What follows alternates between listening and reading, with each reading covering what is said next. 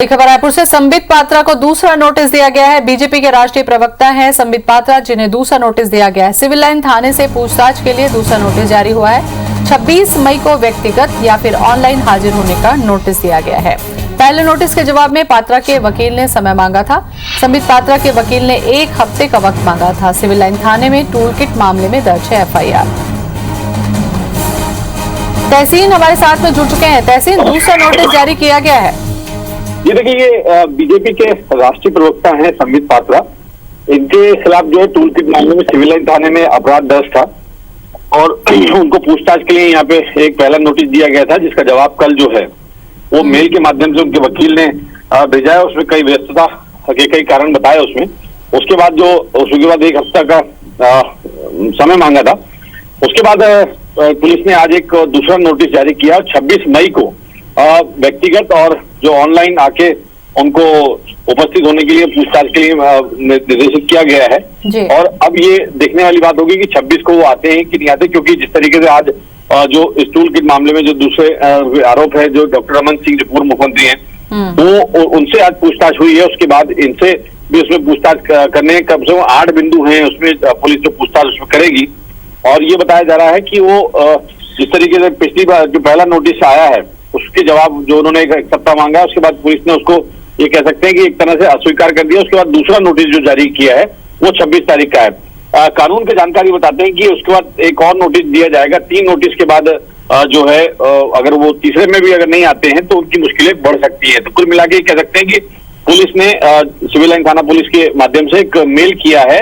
जो दूसरा नोटिस है संबित पात्रा जो राष्ट्रीय प्रवक्ता हैं बीजेपी के टूल किट मामले में। जी तहसीन, व्यक्तिगत हाजिरी नहीं होने पर ऑनलाइन भी की जा सकती है, ऐसा भी प्रावधान किया गया है? जी बिल्कुल, जिस तरीके से नोटिस में उसमें दर्ज है कि व्यक्तिगत तौर पे आके या फिर ऑनलाइन आके, जैसे कि कल भी पुलिस के आला अधिकारी जो SSP रायपुर हैं अजय यादव, उनके समय जो पुलिस के आला अधिकारी थे वो सभी लोग इसी इंतजार में बैठे थे कि ऑनलाइन आएंगे। लेकिन 4:03 पे उनके जो वकील हैं अपूर्व कुरूप, उनका मेल प्राप्त हुआ पुलिस को, जिसमें उन्होंने ये कहा था कि जो सासा जो तूफान आ रहा है उसको लेके और खासतौर से जो पेंडेमिक जो चल रही है कोरोना को लेके, उसमें व्यस्त है और कई बड़ी जिम्मेदारियां, जैसा कि उसमें उन्होंने लिखा था नोटिस के जवाब में कि जो उनके जो क्लाइंट हैं संबित पात्रा, वो एक राष्ट्रीय स्तर के नेता हैं और वो अभी उनके पास कई महती जिम्मेदारियां हैं पार्टी की तरफ से।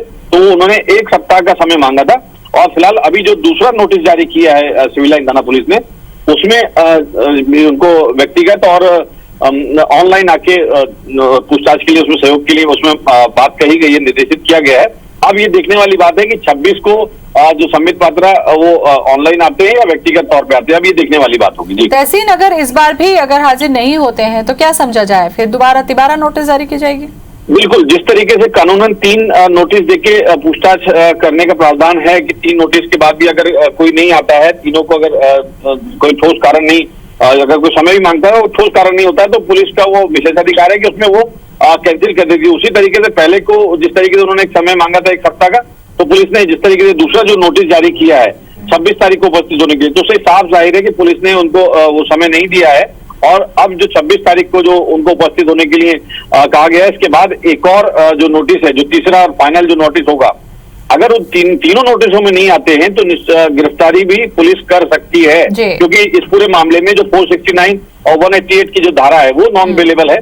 तो इसमें कुल मिला के कह सकते हैं कि अगर वो नहीं आते तीनों नोटिसों में तो उनकी मुश्किलें बढ़ सकती हैं। जी शुक्रिया तहसीन जानकारी के लिए।